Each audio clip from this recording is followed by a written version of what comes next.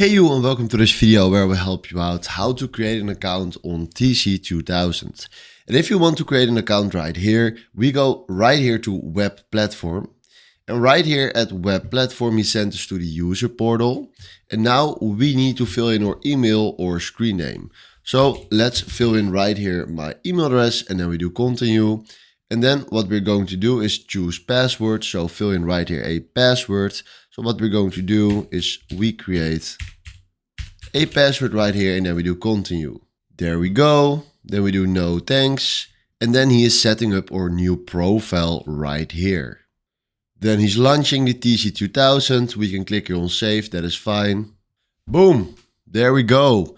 And now we just logged in right here to TC2000. He is telling us you have emails that are not validated. Would you like to validate them now? No, validate now. That is fine. Then we can upload right here our service documents, but that's fine for now. Ask me later in 3 days. Then we do close right here, and now we are in. So this is seriously how easy it is. This is how you can create yourselves an account on TC2000. Hopefully this was exactly the video I was looking for. And then for now, thanks for watching. Ciao.